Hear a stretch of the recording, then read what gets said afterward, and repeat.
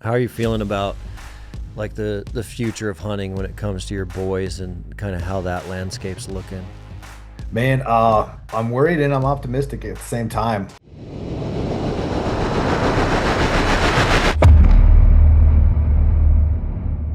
Today's guest is Lane Walter, a world-class cinematographer, field producer, photographer, and full-time Denver firefighter whose work has helped shape some of the most iconic stories in the hunting industry. Growing up hunting and fishing, Lane picked up a camera to share his adventures with friends and family. The passion evolved into a career behind the lens, filming for respected brands and productions, including Eastman's, The Crush, Pure Hunting, Hoyt Archery, Onyx Hunt, Loophole, Kafaru, Iron Will Outfitters, and many more. Lane is an award-winning filmmaker whose projects have earned recognition at the Badlands Film Festival, Hoyt Lifeblood Film Festival, Full Draw Film Festival, and Western Hunting Film Festival. Known for capturing the raw emotion, grit, and authenticity of the hunt, he has a particular passion for documenting high country adventures, including bighorn sheep, mountain goats, and ibex. When he's not chasing stories in remote mountain ranges, Lane is serving his community as a firefighter, raising two sons with his wife in Colorado, and continuing to inspire hunters through powerful storytelling that celebrates adventure, conservation, and the pursuit of hard-earned experiences. Well, welcome to the show, Lane. I'm stoked you're here, man. Thanks for having me on, man. Listening to that, I sound way cooler. You sound really cool in this bio. You've done a lot of films, man. Yeah, it's been really fun. I got into it. I was working in the oil field, trying to get a full-time fire job, and a guy named Trevin Stolzfus that we shot archery league with. It was just starting. I think he had the first hunting show on the web. Like this was pre-YouTube, and his show was doing all right. And he was always looking for someone to kind of film, and my work schedule just would never let me do it. So Man. after I got in the fire department, he put something out saying he wanted an editor, and I already filmed like hunts with a handy cam and like put stuff together. So I threw together this edit of my father-in-law's mountain goat hunt. I'm like, hey, what do you think? And he goes, oh, he's like, it's a start. And he's like, but I want you to, since you know how to hunt, I want you to come film. I don't want you to so much edit. And man, the next day I was over at his house and he taught me so much about what I know on running a camera. Dang. And then he brought in another guy named Dustin Etheridge. And between Dustin and Trevin, that's where 99% of my film knowledge came from. How old were you and what year was that when you created that first one with like the handy cam? That was, I want to say it was a 2012 hunt. Yeah, it was a 2012 hunt because I was just getting off my pro year. So yeah, it was 2012. Man. So that's pre a lot of the technology we're seeing now with the cameras and the editing software, and I mean, Oh, totally different ball game. oh yeah. When I started doing it, everything had to be random manual for your focus. Like the autofocus wasn't, you couldn't trust it at all. So everything had to be manual focus. I still run the camera in full manual on 99% of what I do. And now seeing people that can just go pick up a new camera and then, you just touch the screen. Oh, I want it to focus here. And it just, the eye tracking, the capabilities, like what it's done has been amazing. It's made my life a lot easier. And it's made it a lot easier for other people to come in and film and make really cool stuff. Yeah. Uh, 2 years ago, Ricky is the main production guy for Sornex. And I was talking to him about how he's filming with these younger guys. And it's funny with Ricky and I are about the same age talking about younger guys. Yeah. But he's like, man, they had this crazy idea of putting this 200 to 600 on a gimbal and then tracking it. And I was like, there's no way the camera can't do that. He's like, and it did it. He's like, and it looked really cool. But like, we're almost limited because we're in that older class and we grew up with only full manual, only this. And then you got these young guys that just have these wild ideas. And it's so cool to see what they could come up with. Oh yeah, and even just the incorporation of iPhones and mixing in iPhone with the big cameras, and it's crazy what can be done nowadays. It's really cool. It's really cool. It's taken it to a whole new level. That new GoPro that's waterproof, I would have killed for that 10 years ago. Yeah. It's a cinematography type GoPro. I'm really excited. I'm probably going to run it this year in Alaska when I'm up there on that float hunt, just because I hate having my FX3 out. I'm worried about it getting wet. Having that would be perfect. It's Yeah, basically waterproof. I can still catch some cinematic stuff and then take the FX3 out when we're out hiking and stuff. So I don't have to have it out on the raft. It'll be cool. that would be awesome. Yeah, film is really interesting. I grew up obsessed with hunting. I grew up in Billings, Montana, so it's a little bit, more like whitetail and turkey area compared to Bozeman where we're at now. And I remember being a kid and how it kind of first started for me was we all had in the neighborhood like your buddies and your good buddies. Some of them had cable and some of them didn't. And so we were a family that didn't have cable. So we would all like bike over to my buddy's house, Matt, that had cable. And the reason we were doing that back then is because on cable in those times you had the Sportsman's Channel.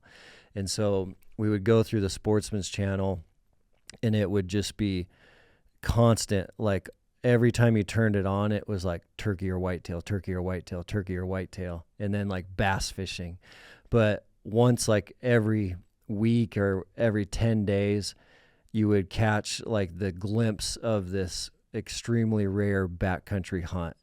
And we would just like cancel school, skip class, do anything we could to like be there when that was going to happen because it was so rare back then to see any footage of like extreme backcountry adventures. And in those days, like all day during the day, it was like the duck commander. But then every 10 days when you got like a glimpse of some backcountry stuff, it was the Eastman's crew. So it was like Guy and his dad, and they were doing just crazy like rafting into Cody and shooting those giant mule deer like on the buffer zone of the park. And we would try to like film that with our handy cam so that we at least like had some footage of this epic mule deer hunt because it was so rare. And then you see it start to evolve, and then you started to see a little bit more Western stuff pop up on the Sportsman Channel. And then it completely changed the game again when Will Primo launched the Truth series. Yeah. All of a sudden, like the Truth series, you just got to watch him like call in bull after bull after bull. And that era right there, the way it kind of like lit up archery elk hunting across the West. I remember getting like the DVD series. You'd go by like Truth 1 and then Truth 2 and then Truth 3. I think it went up to like Truth 9 or something. But it's interesting to see like that was my childhood versus what a childhood is able to experience right now. Right now, like they can find endless content on YouTube with the click of a button in the matter of seconds. And they can even grill it down to like the specific niche of backcountry hunting they're looking for. So the industry shifted has been really fascinating. It's been really cool. You talk about that and like being able to find what you want. My kids are about to turn 10 and 12, and they're like the way they can find fishing stuff. Like, I mean, I think every day this summer we've been out fishing just because they're obsessed with it because they find these YouTube people that are fishing on there and they're like, oh man, this person's using this, he's using this. That kid can tie more knots on a fishing line than I can. Yeah. And so it's really cool that they have that access to that knowledge and to be able to do it. Yeah. As long as it's kind of, buffered at some point too, because there's some really bad stuff out there too. Yeah. It's wild. I remember we were it was a Sig Hunter Games, but we were with Bert Soren, and on Bert Soren's team was this really young kid. And I was like, who is this guy? And they're like, oh, he's got like 10 million YouTube followers. I was like, well, what does he do? And they're like, all he does specifically is like swamp, Alabama swamp fishing. And I was like, he's got 10 million views just like because he's crushing the swamp.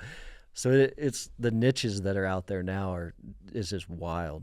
It is wild, dude. It is wild. I'd love to. Those games look so cool when they were having them. Yeah, That was they were awesome. Yeah, they did a good job with those things. It was so much fun. So did you grow up hunting and fishing? so. I grew up in Wyoming. My dad every year would go kill a deer, and that's how we got a lot of our meat. And then when we moved to Colorado, then he did kind of lost his access, didn't have his buddies to go with, and it kind of died off. And my brother and I always wanted to, like you're talking about how you would like watch the hunting channel, the sportsman's channel and stuff. And I would like, we also didn't have cable. We didn't have air conditioning or anything. And so I would buy those videos and I remember buying like the Primos videos and watching them and being like, I want to go do this. I want to go do this. So I think I was 14. Me and my brother and my best friend from church and stuff, we all went out into an elk camp and my brother shot an elk and then I never even saw one. Man, But then it was one of those hunt camps where like there was 20 people in it. So at the end of it, everybody just split up the meat and everybody got to take stuff home. And that was cool. that's And then cool. I remember trying to hunt and I grew up shooting competitive archery. Okay. So I was out doing JOAD and trying to make the USAT team and stuff like that. So I was a really good archer, but I had no hunting skill when I would go out to hunt. And then I would try, and I had some guys from the fire department when I got on that like, hey, let's go out and do this. And we were just walking around, never saw an elk. And then I started dating my wife now, and I was only 19. And she found out that I bow hunt. And by bow hunt, it was I say that very lightly. I would hike with my bow. Yeah, And then she's like, oh, you got to meet my dad. And then I met her dad. And within 2 weeks of meeting her dad, we were planning this Alaska hunt for black bears. And then he had me turn in the tag that I drew for deer for a unit that he hunts. And 3 months later, we're out hunting mule deer. And the very first day out, I'm 80 yards from these three just beautiful bucks. man. And I was like, this is what I'm supposed to do right here. I was like, Dang. this is the coolest thing I've ever done in my life. At that point, I was already a firefighter. I'd already been inside burning buildings, done some cool stuff. And I was like, this is what I'm supposed to do. This is the only thing I want to do in life. And I ended up shooting a buck the next day. And then we got on a plane the next day and we flew to Alaska and we were in Alaska for 2 weeks hunting black bears. And then Dang. came back and we went elk hunting. And I had an elk at full draw at 30 yards. And just I went head over heels for it. Just fell completely in love with bow hunting.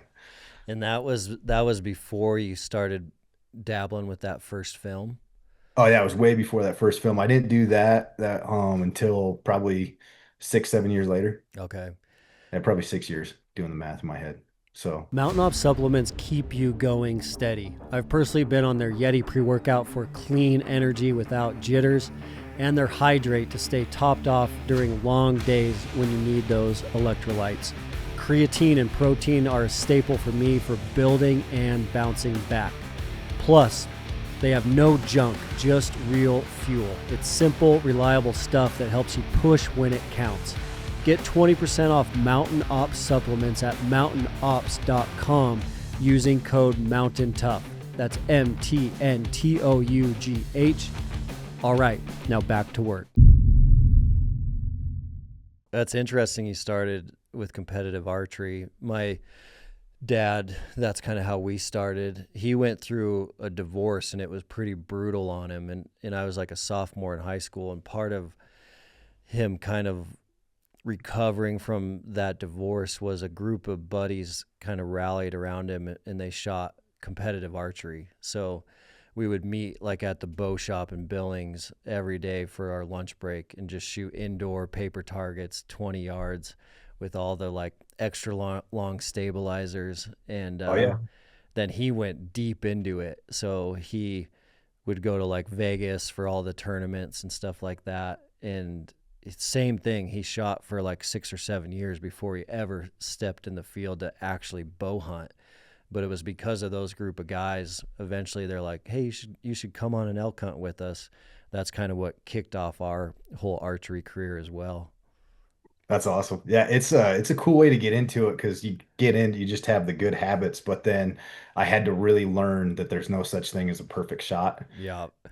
in hunting because when I did like Vegas, you mentioned the Vegas shoot. I was shooting next to Jay Bars, who won the 90, was it the 94 Olympics? Like just these awesome guys. And so you're sitting there, and if something's not right, you have to let down because you need that perfect shot. Well, in Yeah. bow hunting, there is no perfect shot. And I missed a lot of opportunities early on because I'd be like, oh, it's not perfect. I gotta wait. And then the animal would leave. I'm like, oh, I could have done that, but it wasn't perfect. And so Yeah. I still have that in the back of my mind. I got to tell myself there is no perfect shot in bow hunting. If you're waiting for that perfect shot, you're probably not going to get it most of the time. Man, yeah, it's different than the paper targets where you're consistently getting X after X after X after X. Oh, it's insane. I remember when Brady Ellison like broke 290 at Vegas, and people thought that was the wildest thing because he did it with a recurve. And then like just going to where I think now guys are shooting 296s, 297s, 298s with a recurve, whereas it used to be 280 was really good. That's unreal. And yeah, it's crazy with those what they can do. There's a lot of mental toughness in that too, just the mindset of competitive archery, like one bad shot and trying to get that out of your head so you can make the next good shot. Like the mental pressure is insane. It's so mental. In fact, I mentioned shooting next to Jay Bars, and the reason I was next to him is he just had a bad day the day before, and I'm sitting there, I'm lined up to him. I go, "Why are you way down here, man?" Because I wasn't anywhere close to the top because I switched over to Olympic style recurve, and he goes, "I was just in my head yesterday." He goes, "And I bombed it." Man, it's a head And I was like, game. "All right." He goes, That's not happening today though." And he just completely like because at the last day they break you up into like you're shooting with the people that scored close to you. And so there was our group that like, we're shooting in the 285s, and then there's Jay with like a 290 or something, just completely crushing us. That's cool you had that foundation though, because the good habits and the mindset carrying over into hunting is game changer. Being able to have that pressure and being able to perform under it and learning how to do that from a young age helped me in a lot of other aspects of my life. Yeah. Shooting archery too is just like, especially when you're younger, it's so the skills from archery can change over to all areas of life, and just like how it's therapeutic, it's incredible. I think just that the habits and learning it, I would get out of school and I'd go shoot 300 arrows every single day. So just having that habit and that discipline just like installed early, like, hey, this is what it is. Like this is what you have to do to be successful and learning that and then being able to carry it over to everything else Yeah. really helps. Well, let's fast forward for a minute. How did you start going from dabbling in that first film to actually realizing like, hey, this could be part of my career and I'm going to go all in on this thing? So I started doing it with Trevin because I wanted to extend my time in the field. Like September is only a month long and I wasn't a huge whitetail guy. And like rifle hunting wasn't like quite for me. I wasn't like there yet. And so I just wanted to extend my time in the field and being able to film kind of helped that.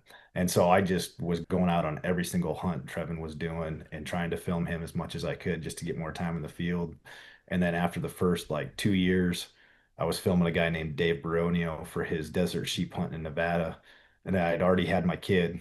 I was like, "Hey, Trevin, I kind of need some money for this to pay for daycare while I'm gone." Yeah. And he was like, "Oh yeah, I was wondering when you were going to ask when to start getting paid for this." And so I started getting paid a little bit for that hunt right there was my first one. And then I made a film of my mom's mountain goat hunt and I put it in full draw. And before that film even came out in full draw, I was at SHOT Show and I met Guy Eastman. And Guy was like, "Oh man, you film like," and I had a story for my or for my Rocky Mountain sheep hunt in there. And I was like, Mm, "Hey, the next article coming up, my story's in there." And he goes, "I got it right here." And he pulled it out. And so we started talking. And he found out that I filmed and he gave me his number. And he goes, "I got a guy that you need to film this fall. It's going to be hard. I need somebody that is physical that can keep up." And turns out it was Brian Barney. And it was dang. Brian Barney's first hunt. Dang, And that's so crazy. yeah, and so that's how I started branching out was with Eastman's and with Brian, and then went out and did that one, and then I met Caleb Copeland that runs Copeland Creative, and he started contracting me out. That's how I did the stuff for the Crush was through Copeland Creative when they were doing all their stuff, Okay. and just kind of branching out and doing stuff, and got to meet a lot of people. And I think the way I kind of did it was probably the film festivals. I got my name out a little bit, and then just going to shows and meeting people and just figured out how to do it. And yeah, it's That's been really fun. awesome. I've had to dial back a little bit with the kids getting older, Yeah. so which has been fun. I mean, the past 2 years, the only person I've filmed has been Derek, which Okay. has been really fun too. So So it just kind of organically, authentically started growing over time, and yeah, I mean, the timing of it is, obvious. Like if you would have been a year or two later or a year or two earlier, you probably would have missed a lot of those windows, even like running into Barney and stuff like that. I mean, you timed it just right. Absolutely, absolutely. I still kick myself because like we wouldn't put stuff on YouTube because we had stuff on TV. Why would we put stuff on YouTube? Yeah, And now I really wish that we had been putting stuff on YouTube because TV's basically dead, man. for Um, sure. it's really hard to make it in TV right now, and YouTube is just crushing it. And I really, really wish that we hadn't had that ego of like, we don't need to do that. We have stuff on TV. Why would I put my stuff on YouTube? I really wish we hadn't had that ego and Oh that man, mindset. the It really crushed exposure. it. Yeah, Yeah. yeah. So what do you think? What do you think started kind of setting you apart and making you different? Just because it is a pretty competitive market. What what kind of kept getting you more work? What were the things that were leading to you being successful? I think having a hunter's mindset and knowing how to get my way around the woods, but knowing how to step back and like keep my mouth shut when the hunters are hunting. Mm-hmm. But then my physical ability and being able to keep up with every single person that I filmed. The only person I cramped up filming with was Brian when we Yeah, were hiking. Brian's a Like beast. that guy, dude, that guy is an animal. And so I remember after like the fourth hour of hiking and we're going straight uphill and I just got back from a caribou hunting in Alaska. So I'd been at like 1,000 feet and now we're hiking into this spot at like 8,000, 9,000 feet and my hamstrings cramping up. And I'm like, oh, dude, how is this little guy just crushing your soul right now? He's an animal, man. He is a complete specimen. Yeah. Yeah, he's awesome. And you like that's kind of another thing that seems like really set you apart because of it, like your physical ability to go on hunts with someone like a Barney or others. It allowed like some true hardcore backcountry hunts to start being filmed, which was relatively new. Oh, yeah, yeah, definitely relatively new. It's still hard to find a camera person that can go do it. I mean, I've had two people go out. My one buddy Levi, really great dude. We met and he's one of my best friends now. He started filming and he's the only person that I can send with somebody and be like, I guarantee you this guy's not going to quit on you. Mm-hmm. But 3 years ago, he couldn't go film this hunt with South Cox. It was South and Schneider. I was like, hey, I met this other kid from this hunt, and he's like, he's a good hunter. He knows what he's doing. He'll come up with you, knows how to run a camera. And after 2 days, then this poor kid just left the mountain Oh and just man, just packed yeah, up. just bailed on him. So then I'm getting a phone call from Schneider, like, what the hell, dude? And I'm like, I'm sorry, I thought he was gonna. I'm like, what'd you do to He just him? quit. I mean, I did send him with two of the most hardcore backcountry guys you could. Mm-hmm. Maybe my fault, but What do you? they were desperate. So Yeah, it's a whole different level of athlete. I mean the backcountry hunter, like do it yourself, hardcore, multiple days, rugged terrain, high elevation. It is a specific kind of preparedness you have to have for something like that. How are you handling like your physical training over like the last 10 years? Was it something you were already doing for the firefighting job, or did you start kind of tweaking it specifically for hunting season? a little bit of both because it kind of for me, I like we have a lot of high rise. We take a lot of pride in our high rise stuff, and in the academy, it's a lot of stairs with all your gear, and like they have what they call your buddy pack. So you have a hose pack on there. It's an extra 24 pounds, and just climbing stairs and climbing stairs. So in my workouts all the time, stairs are incorporated. If I'm at the gym, I have stairs. Luckily, at my new house, I have some hills and stuff that I'm running, which is nice. Mm-hmm. But have it kind of it works for both for me, and I'm really lucky with that because like we'll have fires that are on the 20th floor, and if the elevator's down, we're not taking the elevator, we're taking the stairs, and we got to get all our gear up there. So it's always in the back of your mind that we got to be able to do that. And where I'm at, we have a couple, 50 plus story buildings, and we've had fires where the elevators were down, so we're taking the stairs. Yeah. So that's always in the back of your mind that you got to be able to get up 50 flights of stairs plus all of your gear. And so being able to have that and being physically ready for that is kind of the same thing as being physically ready to have a 50-pound backpack and hike in. Mm. So The only difference is on that backpack, you can slow down and you can, stop and look around instead of just rush up and down the stairs. So For more than a century, America's sportsmen and women have led the way in paying for the restoration of wildlife, conserving habitat, and investing in the future of our natural world. This is a legacy built not on what we take ourselves, but on what we give back. That's the nature of conservation, paying it forward for the next generation. This is the reason Mountain Tough is a proud partner of Wild Sheep Foundation, an organization committed to keeping and putting wild sheep on the mountain. If you're not already a member, learn more today at wildsheepfoundation.org. That crossover is interesting because not only are you running those stairs as a firefighter, but your clothing alone is pretty dang heavy between like the turnouts, and then you throw some gear on, and then if you go on air, now even like controlling your breathing, not using all your air, like the crossover, how that could apply to the mountain is really fascinating. I think the first time I noticed the crossover was doing the Train to Hunt series. Do you remember that Yeah.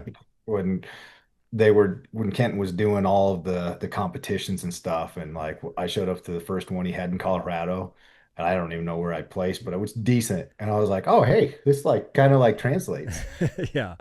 And I think that's probably where I really built into it, was getting prepared for those, and then going to for after that, then there was a series called the Alpha Bow Hunting series, and both those like a lot of physical fitness and shooting and bringing it together, and so that kind of helped merge it all together as well. Wow. Yeah, the connection's pretty fascinating. Even like I know watching like that Seattle stair climb and seeing the guys, the firefighters that have to stop for like the new bottle of air versus the ones that don't have to stop, and the ones that are going to win are certainly the ones that didn't have to stop for a new bottle of air.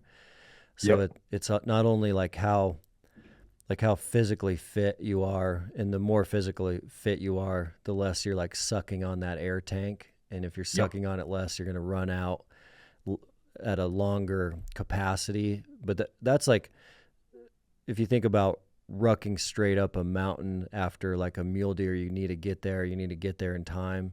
It's very, very similar. It's so similar. It's not even funny because like as soon as you get up there, you got to execute that shot.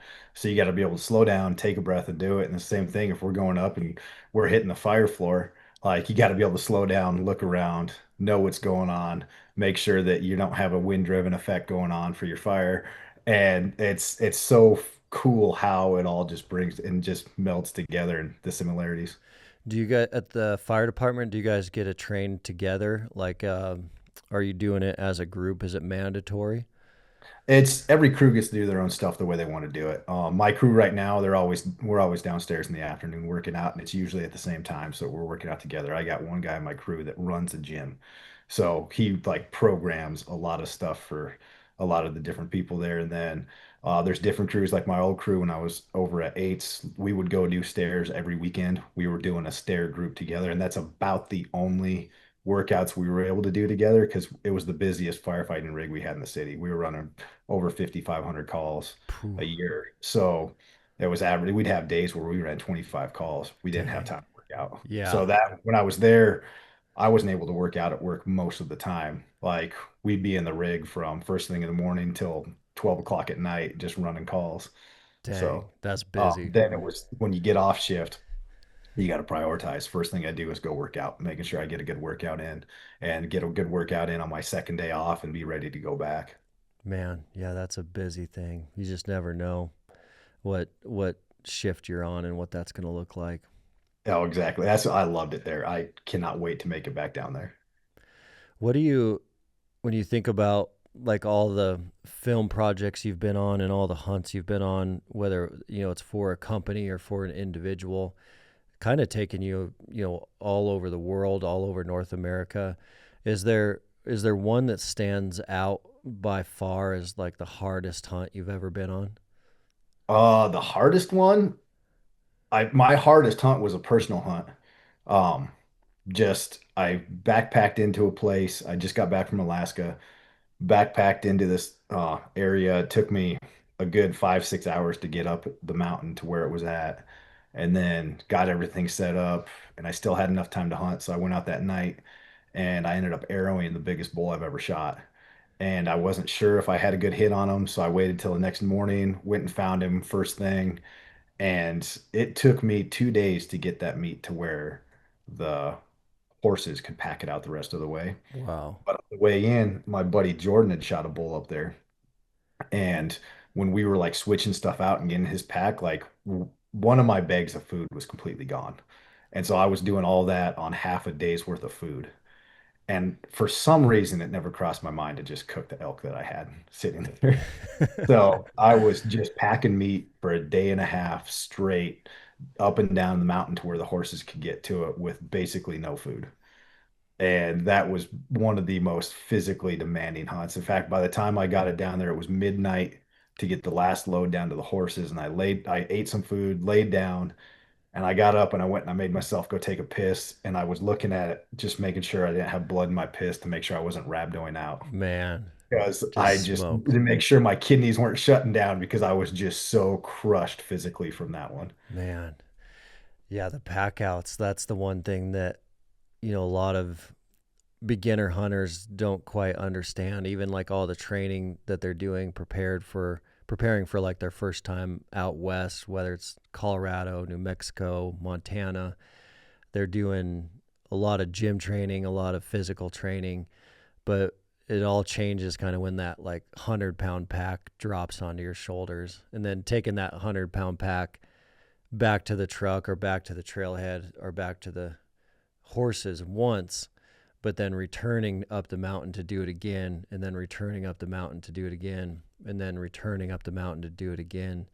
And a lot of do it yourself public land hunters, even if they're hunting with one buddy or two, that's it is crazy how that is really the thing that separates like a backcountry mountain hunter from any other athlete in the world. Like if you think about um, NFL, MLB, NHL, you're 90 minutes. If you think about like a marathon runner, you're 4 hours. If you think about an ultra marathon runner, you're 7 hours. And then 100 miler, you're 19 hours. These new 250-mile races, you're 48 hours. And so then you're getting kind of close, but then still it is the adding the heavy weight, because like on Montana, a backcountry elk hunt, if you were to be alone, on average, you're going to be like 4 miles in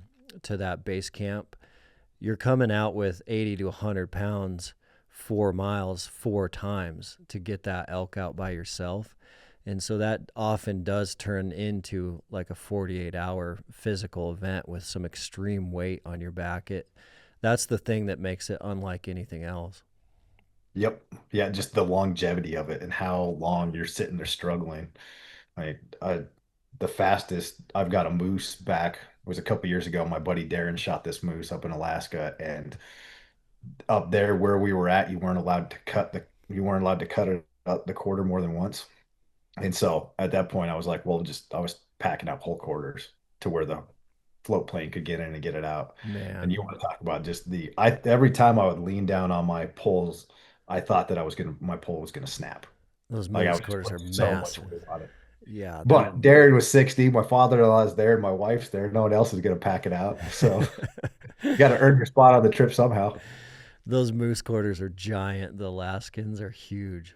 Oh man, I'm going back up there this year with my buddy Lance, and we're doing a 100-mile float, and I'm really looking forward to that one. But there's one spot that we know we have to portage because we've done another section of the river before, and so it's like, do we pay $2,000 for the pilots to pick it up early, and then we don't have to portage around it, or do we save the money and then we spend 2 days portaging all the meat, hopefully? Yeah. Are you gonna film that one? Oh yeah, Nice. yep. That's gonna be I'm really awesome. hoping I've been everybody else's good luck charm in Alaska for moose. I'm hoping this is finally the time I get to do it. So Alaska's a special place. It's incredible. I love it. I try to be up there every September. It's really cut into my elk hunting. And I feel like my elk hunting skills have dropped off the past 6, 7 years because of how much time I've spent up there in September. Yeah. But I wouldn't trade it for the world. I absolutely love it up there. Yeah, we just released a film on the Mountain Tough channel. It's called Double Shovel. But my dad started taking me to Alaska when I was young, and it was all the fly-in, drop camp, do-it-yourself stuff. And so we did quite a few fly fishing ones and quite a few moose hunting adventures up there when I was younger. And it was so apparent back then when I was a kid, the the difference of, like, in Montana, even in the deep backcountry, you still kind of feel like there are a couple escape plans if you really needed to use them. You're like, well, if things went really south, I know I could walk down to that highway or that gravel road. And in Alaska, that feeling all goes away when you like jump in a float plane and you fly 140 miles and you look down for an hour and a half and you don't see a single road, a single structure, a shanty, a cabin. You see nothing. And then when they drop you and they kick all your gear on the ground and then they turn around and take off, you're like, oh wow, there's no easy button, there's no escape button. But it's a cool feeling because it's like, okay, you really have to be self-reliant now, and you really have to have your senses heightened, because if you do blow out your knee, it's a little bit different. Or if you do ruin your ankle, it's a little bit different than if we were in Montana. And I really wanted my daughter to feel that feeling, and she has been hunting with me a lot since she was 10 in Montana, and she had her 10-year-old Montana year and then her 11-year-old Montana year. And then she got to come to South Africa with me. And then last year we took her into drop camp, fly in Alaska caribou, and made a film about it. But that was kind of what I wanted her to feel, is like there are places left on this earth that are so remote that will blow your mind. I mean, it blows your mind that for 2 hours you can look down out of a window and not see a single living creature or any man-made structures, and then just get dropped off and watch that plane fly away and just kind of sit in that stillness. It does make you, with those experiences, it does make you want to like do whatever you can to find a way to go back every year. 10 years ago, we kicked off the Backcountry preseason prep program. It was a straightforward 80-day program built from thousands of hours testing with dedicated backcountry hunters. Now, with a full decade of real results, we've completely rebuilt it into Preseason Prep 3.0. We've added more aggressive metabolic conditioning, smarter load progression, tougher mental finishers, and even better programming to help hunters build that unbreakable grit for high country, heavy packs, and long days in rough terrain. It is still the same mission, getting you stronger and mentally tougher for the backcountry. It's just taken to the next level after 10 years of honest feedback from hunters in the field. Preseason Prep 3.0 launches May 4th. If you are serious about this fall, it is worth checking out. Mountain Tough Podcast listeners always get 6 weeks for free on the Mountain Tough app. All you need to do to take advantage of that is use the code MOUNTAINPOD at checkout. That's MTNPOD on your monthly membership. That's really cool. You took your daughter up there. 2 years ago, we took our boys in for this hunt, and my wife was hunting moose, and she ended up shooting one, but they had black bear tags, is what we had them have. Nice. And just being back, dropped off on a float plane with an 8-year-old and a 10-year-old for 2 weeks, dude, on this lake. It was the coolest thing ever. My wife wouldn't let them take iPads or anything. Like, it was just straight up. And just having them experience that at a young age, like, they talk about that hunt all the time still, and they can't wait to go back. I wish it was cheaper, man, getting those float planes, Yeah. and getting in a Super Cub is so expensive now. For me to Yeah. do a caribou hunt with them would cost 20 grand. It's So expensive. Yeah. yeah, it's wild. I'm trying to find a way to get them up there every year. If I could take them up the week before school every year, I totally would for caribou. It's unreal. Just even like the stuff they experience at home in a normal day-to-day life with like the technology, the screens, even as parents, if we're trying to limit that as much as possible, like they're going to run into it at school, they're going to run into it at friends' houses. And then you like pluck them out of this environment and set them in that remote environment. And especially Alaska, with how it's light out for so long, like 7 days with it light most of the day and night, it gives you a lot of time to be still, a lot of time to be kind of bored, and they have to like figure out what they're going to do with that boredom. No screens, no power, no running water. It really is like a transformational experience. Oh, it was so cool to see them do it too. They adapted so fast it wasn't even funny. There was this little metal boat there, and they were out on that boat every single day catching pike. Mm-hmm. I think I caught one pike out of that whole trip, and my kids were crushing it, dude. It was awesome. Yeah, it is. Oh, you It's were talking about like that feeling and getting dropped off, how it's different with no escape plan. You just had Fred Eichler on a couple weeks ago. yeah, Did he tell you his story? not an Alaska story. No. Oh, dude, next time you have him on, you got to have him tell his story What about happened? his pilot that dropped him off had a heart attack and crashed. And this was back before there was any satellite communication. Wow. So him and his buddy were back there hunting. They had no idea. And the plane's supposed to come pick him up. Doesn't pick him up. And I'm not doing this story justice because you know how good Fred can tell a story. Oh yeah, yeah. Uh, and it comes out to it. They literally hugged each other, said goodbye, and hike. Fred was going to hike out and risk it. And his buddy was like, I'm staying here. And he got like a mile away, and then a plane flew over and found him. And so then he Dang. ran back, being like, no, no, no, don't leave me. I'm here. But dude, just completely wild, like completely different from what you would have if your Packer didn't pick you up in Montana. It's like Yeah, anywhere in the lower 48, if you just hike in one direction, you will hit civilization. that's Up wild. there, that's not going to happen. Yeah. That is really interesting because, thinking about trips like that pre-satellite communication are that is kind of like a whole nother level, because even like today's Alaska drop camp trips, you're sitting there with your inReach the whole time, and that's an interesting dynamic, especially around like the whole mental toughness conversation. When we did our trip last year, we flew out of Kotzebue, Alaska, and we went north, and we were at the above the Arctic Circle, and we were very far to the western side. On the western side, way up north, is the sunken land bridge that connects to Russia.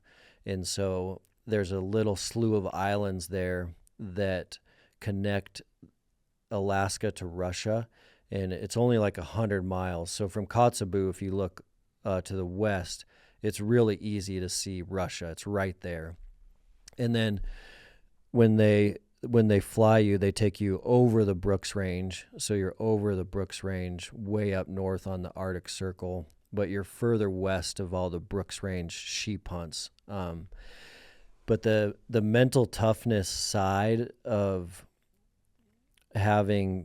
being dropped in the backcountry and having an inReach is really, it was fascinating to see, because what we saw last year is there were a couple groups in the hotel waiting to get on their Super Cub ride to get dropped into camp, and they can't always fly the day that they're going to tell you they're going to fly. So a few of the guys had to sit in the camp because there was fog.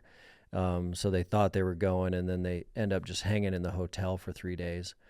Well, the same thing's happening on the other side. So guys are in camp and they expect to come out on the 17th. But they're not, then it's the 18th, there's more fog, then there's the 19th. We saw a couple groups that got pushed a little bit longer. When we were there, it was interesting. Russia had a volcano, and the volcano laid a bunch of ash into the air. And when the ash got laid in the air, the planes couldn't fly. It was unsafe to fly. And so there were a couple groups that got stuck out there like 4 extra days.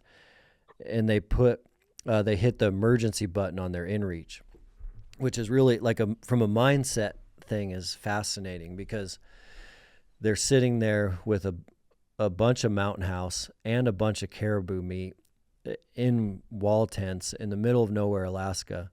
And the pilot's telling them, the Super Cub pilot's like, I'll eventually come once this ash clears. But they hit the SOS button on the inReach. When that happens in Alaska, the Air Force runs search and rescue for Alaska. So the Air Force sends in the big planes and the big helicopters and pulls these guys out for, tens and tens of thousands of dollars. But from a mindset thing, it's really interesting because they were safe, they were warm, they were secure, they had food, and they had caribou meat. But they still chose to hit SOS for tens of thousands of dollars and an inconvenience to a lot of people.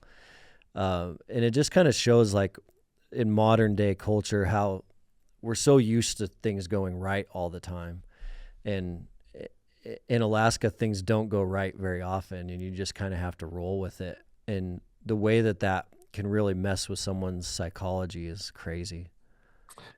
Yeah, I think you're hitting the nail on the head on how our society now is just used to that easy button and everything going right. In Alaska, that's just not there at all. I felt bad with a buddy. I'd been going up to Alaska for, at this point, it was at least 6-7 years, and then we were doing this hunt on Prince of Wales Island, and I'm dropping off to go after these blacktail, and I look at my buddy, I'm like, if I'm not back in 2 hours, I'm probably dead. Like, just leave me.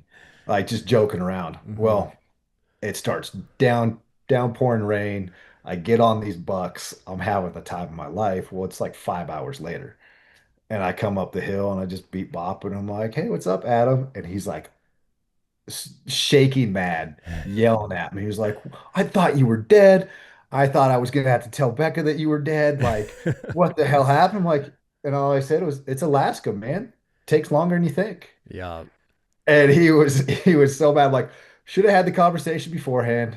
Probably should have said I'm probably dead. That's my bad. Yeah. I'm sorry. But just having that mindset, like, hey, things in Alaska take longer. Like, it happens. Mm-hmm. If that had been Colorado, I guarantee you he wouldn't have been as worried about me.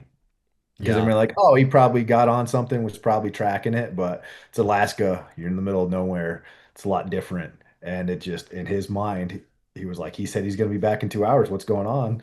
Well, heck, it took me an hour just to get down there. And then I got on like 4 different bucks. So I went from chasing one to the next, but I never made it to the buck that he was watching because a bunch of other ones got in the way. Oh, So yeah. he didn't see me. He was supposed to be spotty. He didn't see me. So then when I beat back Pop up there, he wasn't exactly happy.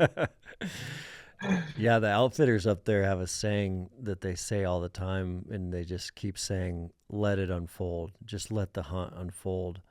And even several of those, like Brooks Range doll sheep outfitters, when our Tough Sheep, Mountain Tough does a Tough Sheep workout, and we give away a hunt. And our Tough Sheep winner this year is going here in a couple weeks. And his outfitter just had him book a one-way ticket. And he called me and he's like, dude, is that weird? Like, he didn't have me book a return flight home. I was like, no, that's not weird. Because, like, he doesn't know if it's going to take 10 days to kill the ram or 11 or 12 or 13. And he's basically saying, I'm willing to stay with you 13 days, even though it's a 10-day hunt.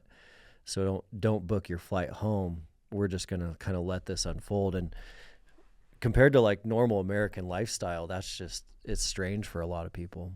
I've noticed that if the gear you're using isn't reliable, it's much easier to back off early and quit. GoRuck's products hold up, and at Mountain Tough, rucking has become an essential aspect of our programming. Rucking combines cardio and resistance training, burning up to 3 times more calories than regular walking while strengthening your joints with very little impact. It also boosts VO2 max, bone density, and it makes it an efficient, science-backed way to improve overall fitness. The Rucker 4.0 is purpose-built for rucking, featuring elevated plate pockets to keep weight high and stable reinforced construction. GoRuck is offering 20% off their products for Mountain Tough Podcast listeners. All you need to do is use code Mountain Tough Community. That's MTNTOUGH Community when checking out at GoRuck.com. All right, back to work. Oh yeah. For my tickets when I go up there, I'd always book the next level up, the free changeable flight, and I book it for like 5 days after when I want to be home. Yeah, That way, whenever I come out, then I'll just change it to an earlier date and just book it up. That way I'm not paying an outrageous fee for it because yeah, I always book them in January, February yeah, when it's cheaper and then do the nicer one. Actually, this time I had enough points. I did a first class ticket yeah.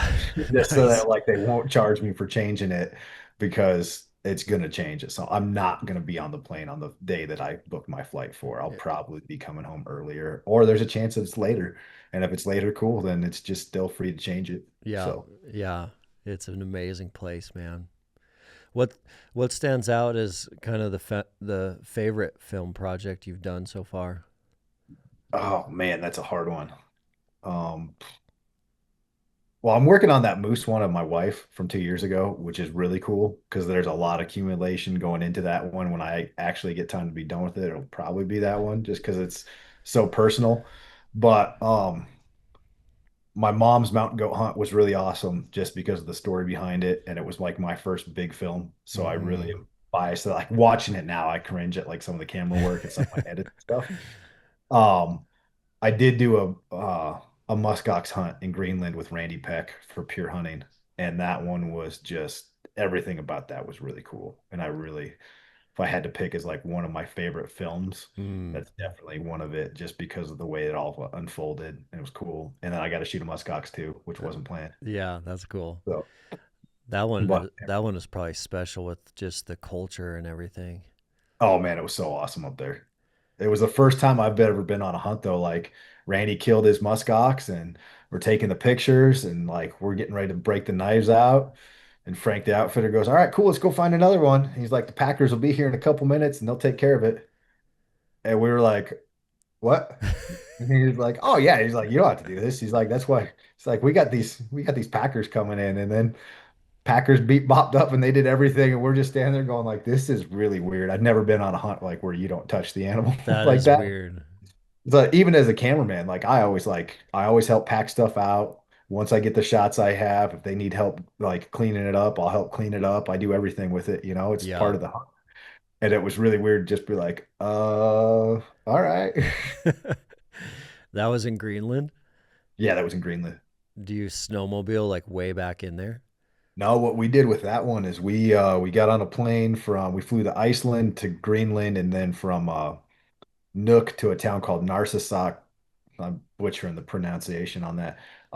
And it used to be an old U.S. Army military base, um, called Bluey, like 42 during World War II. Hmm. And so we stayed in like these old barracks and stuff, which is now a hotel. And then we got on a small little boat and we took that boat 6 hours up the coast. And Wow. then we got to this tiny little cabin that Frank had built, and we were hunting from the coast in a little Zodiac. That's And cool. so we would just find spots that he knew where the muskox were, and we'd either spot them from the Zodiac or we would just hike in and then glass them up and go after them. Man.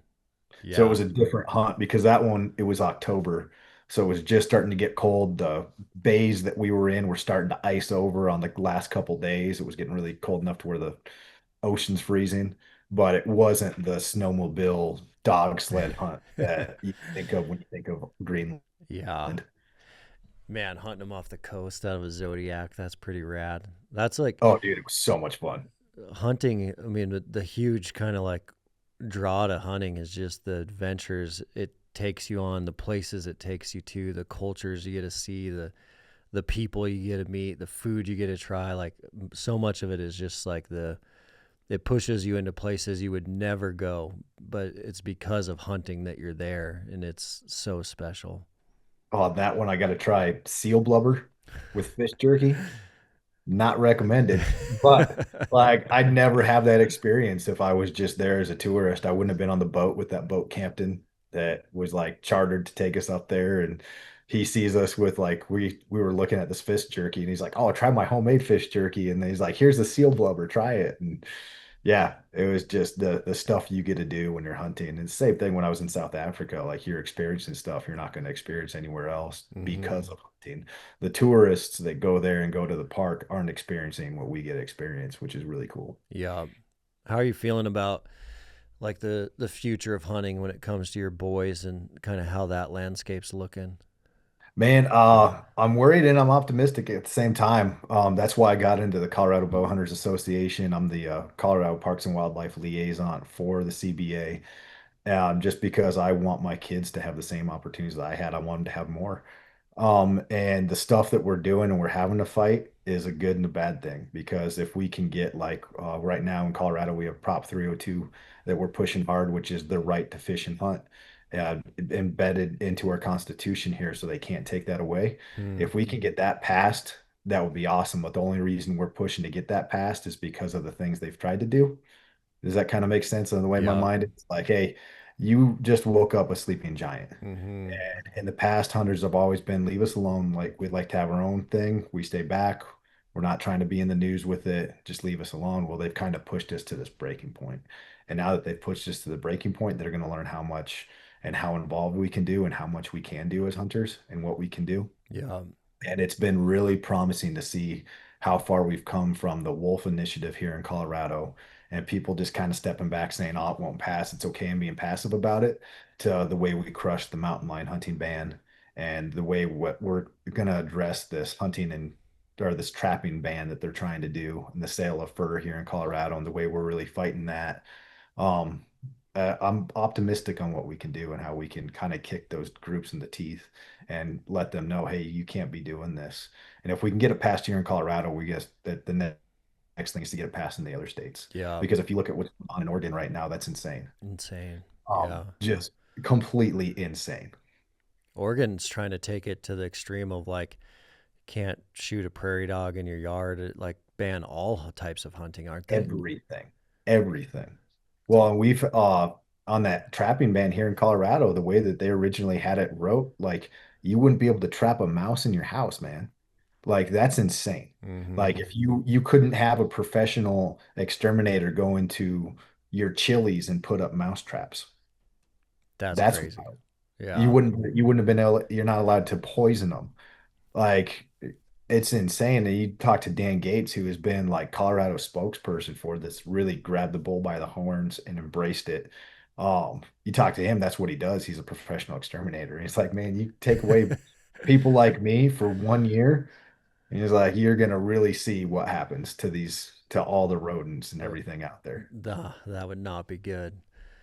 It's Colorado's gone through some crazy stuff the last couple of years when it comes It's to crazy the times, attack man. on hunting. It's crazy times. Yeah. So it's scary and I'm optimistic at the same time as to what we could do. Like I really don't want to move. If I really have to, I'll be moving back to Wyoming at some point. Not that like I got 15 more years on the job, and in that 15 years we'll see what Colorado looks like. But I Yeah. would love to stay here Yeah. because I love this state and we have so much opportunity. We have some of the best elk hunting. We have amazing mule deer. Heck, outside my front door now, I got a couple bucks that I'm already watching that are over 100 inches. Like they Yeah. still have a month and a half of growing left. Like we have just so much amazing opportunity here. I would hate to see it go downhill, but that's part of why I joined the CBA is to help fight it. That's awesome, man. And your kids get to see that that's a passion of yours and they get to see you're like standing up for what you believe in. Oh yeah, yeah. They've sat there and they've watched me testifying through Zoom. They've seen me go down and testify at the commission meetings. Heck, a couple months ago, I got to speak at the Capitol building in front of a bunch of people for hunting and fishing, and they're seeing that hey, this is what we have to do to protect this. Like, if you have something that you love and you want to protect it, you can't just sit back on the sidelines. You got to be active about it. Yeah. When's that vote coming up to add it to the Constitution? So we're collecting they're collecting signatures right now, and so it'll be on the ballot this fall. Okay. Uh, so it's looking really promising. A lot of people are signing it. I'm not allowed to sign stuff when I'm at work, not to do any political activities and stuff. But every time we're going to the grocery store to shop, there's people out there collecting signatures, and that's the one that the signature collectors are using to draw people in to try to get them to sign other things. They're Mm, like, hey, come sign this right to fish and hunt, and then look at these other ones we have. And yeah. so it's cool that inside Denver, that's what they're using to bring people over, and people are like, oh yeah, I'll sign that all day long. So the it's going to be really cool to see how many signatures they do collect because it'll be a big slap in the face to the people that are against it of like, hey, like, and they're already lying. They're saying that it's going to reverse the trapping ban here in Colorado. That's their only tactic that they have right now is to lie. Hmm. Uh, and which is completely false. It's Yeah. not going to affect the previous ban that we have on foothold traps and the way our trapping is restricted. But they're already coming out and making up these big lies about it. Yeah, So, they're good at kind of one bite at a time, and then all of a sudden we look and we're like, man, how did we get this far behind? Like the and here sneaky in little Colorado, bites. it's been a constant attack, a constant attack, a constant attack on it, and they're trying to do that one bite at a time, and we just need to kick them in the teeth, Yeah, like yeah. figuratively, not actually. So, Well, Lane, I appreciate it, man. It's been awesome getting to know you better and have you jump on the show, and thanks, appreciate, man. yeah, your films have inspired me and a lot of people, and just kind of how we started the show, like the youth watching stuff just like I experienced on that Sportsman's channel in the early days. Like it's crazy to think about me biking to my friend's house to watch the Sportsman's channel and catching an Eastman's hunt, how much that changed the whole trajectory of my whole entire life. And you're doing the same thing now through your films with a lot of these kids out here, and I appreciate you and your hard work. Thanks, man. I'm trying to. We're trying to make it a little bit easier with the app that we're building called Ruckless too. Yeah. I'll send you the stuff over for that, but you're going to virtually be able to pack and then look at other people's packs as to what they're taking on their Alaska hunts. So you're not forgetting it and copy it. I'll send Awesome. that over to you and stuff and have you guys look at it and get you signed up on that and checking it out. Well, I So appreciate it, man. That's a great yeah, idea. yeah. All right, Lane. Well, thank you. Thanks, dude.